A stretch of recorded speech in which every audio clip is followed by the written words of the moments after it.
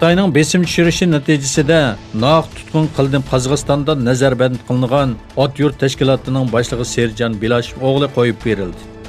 Sharq Turkistonda tug'ilgan va keyincha Qozog'iston fuqaroligiga o'tgan kishilik huquq faoliyatchisi Serjan Bilashev o'g'li ot yurt fidoyilari tashkilotining rahbari edi.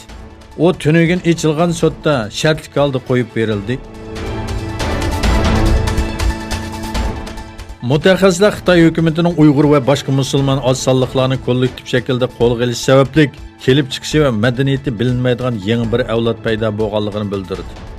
Erkin Osiyo radiosi Uyg'urcha bo'limidan Olim Seytovning 7 avgustdagi o'tkazilgan Xitoydagi oz sonliqlar uchrayotgan besimlar to'g'risidagi bir munozara programmasida mundaq dedi. 2017 yildan buyon Xitoy doiralari Sharq Turkistonda 1 milliondan ortiq Uyg'ur, Qozoq, Qirg'iz va boshqa musulmonlarni lagerlarga qamadi. Balalar Darul Tamlarga avatildi. Vatanparvarlik shiorlari to'lashni va Xitoycha so'zlashni o'rgandi. Lekin ota-bobolarining diniy e'tiqodi haqida so'ralgan savollarga javob berishda qiynaldi. Hong Kongda jinoyatchilarning Xitoyga qaytarilishiga yo'l ochadigan qonun loyihasiga qarshi 2 oy burun boshlangan namoyishlar bugunmi davomlashmoqda.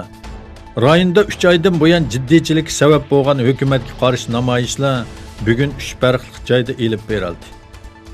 Kasbiy maktab o'qituvchilari birlashmasi uyushtirilgan yurish faoliyati markaziy rayonning Charter Garden rayonidan boshlanib, bosh ma'mur Karilam turishliq hukumat o'ltiraq rayonida oxirlashdi. Mazkur birlashma namoyishga 22 ming kishining qatnashganligini e'lon qildi.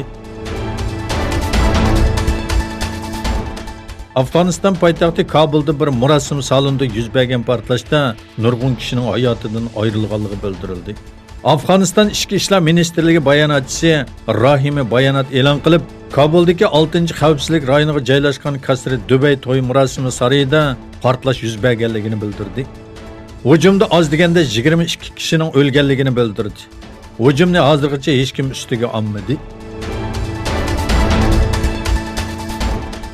SpaceX va Tesla shirkatining qo'rg'uvchisi va bosh ijroiya amaldori Elon Musk muhim bayonot e'lon qildi.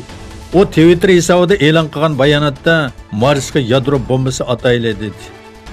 Musk etilgan bomba orqali bu planetdagi karbon hidrogenni atmosferaga qo'yib berib, Marsni yashag'ili bo'lgan holga akilishni o'ylashmoqda.